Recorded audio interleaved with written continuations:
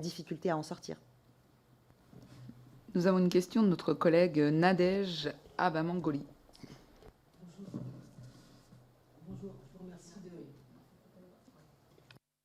Bonjour, je vous remercie de m'accueillir au sein de votre commission d'enquête. Je vous remercie pour votre intervention.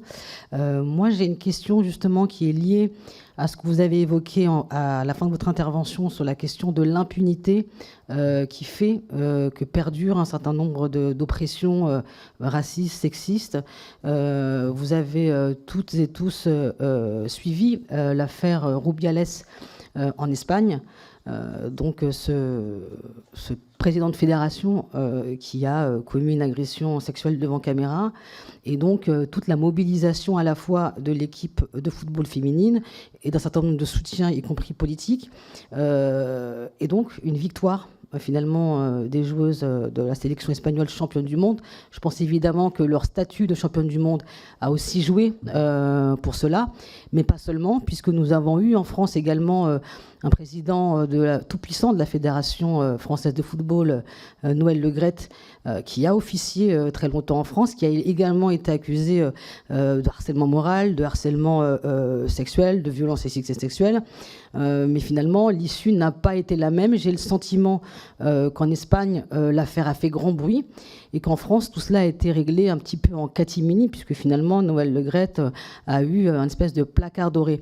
Alors, selon votre connaissance de l'évolution législative sur les questions de droits des femmes en France et en Espagne, selon votre connaissance des différentes peut-être mentalités dans les sociétés européennes sur le sujet, qu'est-ce qui explique que ces sujets-là en Espagne montent très fort et que nous finalement en France on a vu une affaire Le Graët qui finalement n'a pas remis davantage que cela les consciences.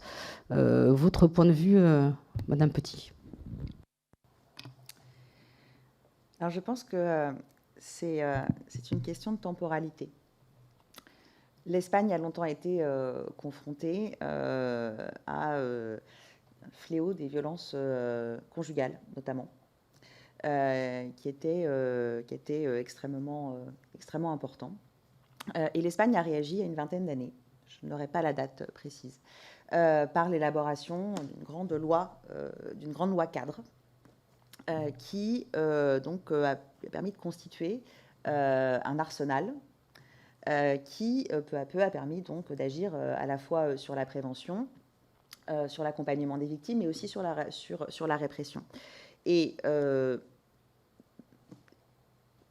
de fait, lorsque la loi change, les mentalités sont aussi amenées à changer. Il y a eu une prise de conscience énorme qui date d'il y a une vingtaine d'années. Peut-être sommes-nous un peu en retard.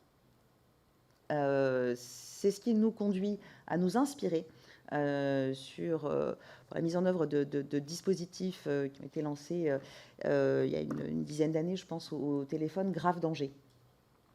Le téléphone grave danger, c'est un dispositif qui a été généralisé après une première expérimentation en Seine-Saint-Denis et directement inspiré en fait d'un dispositif qui existait en Espagne. Donc nous nous sommes inspirés d'une bonne pratique espagnole qui s'inscrivait dans le cadre de cette grande démarche de prise en compte et de lutte contre les violences machistes.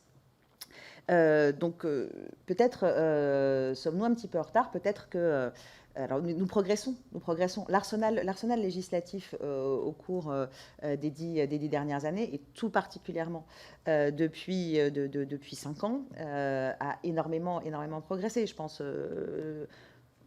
particulièrement à la loi du 3 août 2018 visant à renforcer la lutte contre les violences sexistes et sexuelles. Mais je pourrais aussi citer la loi qui a permis d'établir un seuil d'âge définissant le consentement à un acte sexuel pour un mineur de 15 ans, un ou une mineure de 15 ans. Donc l'arsenal législatif évolue et parallèlement, concomitamment, les mentalités vont évoluer. Voilà, on est peut-être dans un un petit décalage avec l'Espagne. Peut-être que l'Espagne a un peu d'avance sur nous. On s'en inspire. On va beaucoup de choses voilà, qu'on partage en termes d'objectifs. Et peut-être que la manière dont le cas Rubiales a été traité cet été, avec quand même avec une forme de résistance, tout de même. Ça a quand même pris quelques semaines, mais je crois que c'est assez emblématique, voilà, de cette évolution dans les consciences en Espagne, qui gagne aussi en France, mais peut-être que le cas Rubiales transposé à la France dans 2 ou 3 ans sera traité de la même manière. En tout cas, on peut l'espérer, et il y a vraiment un engagement extrêmement fort de tous les acteurs institutionnels. Je ne parle pas de l'État, mais aussi tous les acteurs institutionnels et associatifs qui sont extrêmement mobilisés pour faire bouger les choses.